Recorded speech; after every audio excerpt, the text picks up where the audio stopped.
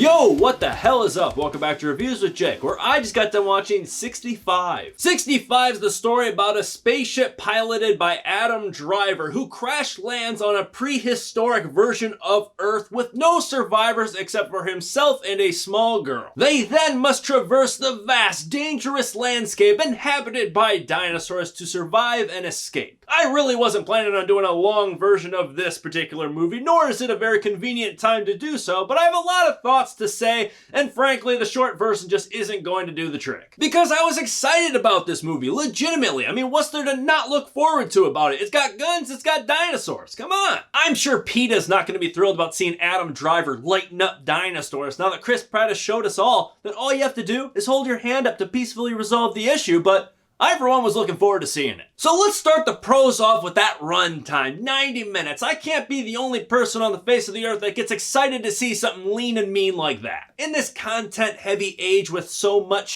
to watch, if I'm scrolling through Netflix, HBO, whatever, and I see a 2+ hour runtime and I'm not for sure that content in that movie is gonna gel with me, I get a little leery. But a 90-minute film, they justify themselves. In and out, boom, boom, do the thing, entertain, and if it sucks, well, at least it wasn't a huge waste of time. So when I saw that this film with this concept was 90 minutes, I feel like that just feels about right. I really don't think a dinosaur movie needs to be any longer. I mean, just look at the recent Jurassic World films. The first one, 2 hours. The second one, 2 hours. The third one, 2.5 hours? That is just way too long when all we want to see is some dino action. Same goes with the Godzilla and Kong films. They're just way too long. You know what we're here to see. Don't waste our time. On that note, the dino action in this film is solid when it happens. I mean, I was always looking for that out of the Jurassic Park and Jurassic World franchise. Live ammunition used against dinosaurs. They're almost always armed and have guns, but they rarely use them. The clever girls usually sneak up from the bushes and get them before they even fire a single round. But not this movie. We actually get to see these firefights, not the intention of a firefight before they drop their guns and run away. I'll get into the quantity of these firefights in a little bit, but I will say that when they happen, I had a decent time with them. They were fun. I also enjoyed the world of this film as well as the out of this world. The space visuals were well done, as well as the landscape photography being solid. I'm always a sucker for nature photography. I vastly prefer it over the rendered environments of the MCU and Avatar. While those are very impressive, I much preferred knowing that they actually pointed a lens at something real and beautiful and rolled on it, captured that moment instead of a rendered moment that had to go through After Effects for a day and a half. However, this does lead me right to the cons because this movie spends a lot of its rather quick runtime on walking and dicking around instead of the shootouts with dinos I was hoping to see. This bogged down the pace something fierce. I mean, for a 90-minute film with guns and dinosaurs, I was legitimately bored throughout most of this movie. I really don't see how it's physically possible to achieve that, but they managed to do it somehow, some way. Instead of it being the man versus nature, future versus prehistoric battle I was hoping to see, it ended up being a lot more of a lone wolf and cub story with Adam Driver and the little girl, as if we gave a damn about either of them, but I didn't. The character work and setup of the movie was very brief and skimpy. Not nearly enough if you're gonna lean into this angle of the film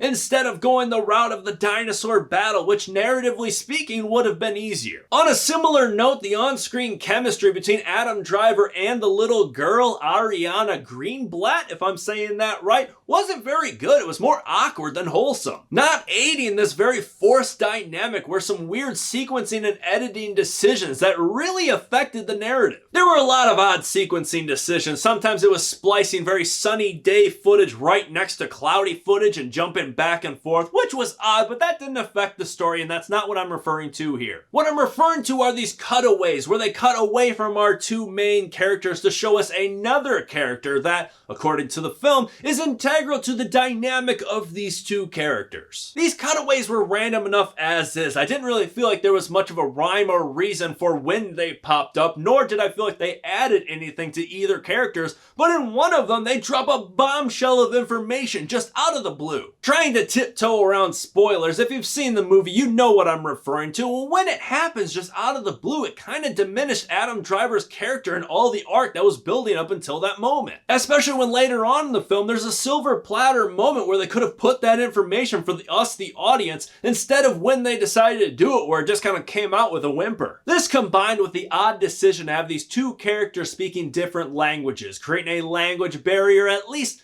when the story needed them to have difficulty talking to one another, which they didn't really commit to throughout the whole course of the runtime, but that's neither here nor there. I don't know if this language barrier was the reason why they went with this style of the score with this kind of Native American tribal influence, but nothing about the plot made me feel like this was the proper story for a movie about dinosaurs and guns and whatnot. It was a weird choice, as was the overall direction of the plot and its focus, despite it hinting at a lot of really interesting angles they could have gone with. It all comes down to how we want to look at this film, starting with the lone wolf and cub approach, which they clearly tried to go for given the fact that it was a heavy focus of the film. If that's the angle you want to go, okay, but why give them a language barrier if you only have 90 minutes to make these two characters bond with each other? The rapport they thought they had between these two characters takes time to develop. Just look at The Last of Us Season 1, 9 episodes. Coming from a person that recently played the game, I'd say that 9 episodes was the bare minimum to get Joel and Ellie to where they needed to be at the conclusion of that season. That's like 8 to 9 hours, and that's them speaking the same language. If you think that that sort of dynamic is just going to magically manifest itself in an hour and a half with so many things working against it, you are sorely mistaken. Okay, if that's not the angle they're going for, what if they went the angle of the person from another planet who lands on prehistoric Earth and encounters dinosaurs, which is an angle they simultaneously tried to go for? Then why does this out-of-this-world being look just like a human played by Adam Driver? Why does he speak like a human? Why does he use human units of measurement like kilometers? Why does he have human problems like financial issues and salary insufficiencies to afford medical bills? And he has tech that looks like that of humans in 2023. The guns look like our guns, the grenades, the cell phone-like device that he's using. None of it really had any imagination to it. Hell, just look at the Predator franchise. The Predators are equipped with tech that does not look like that of this world. Meanwhile, this movie,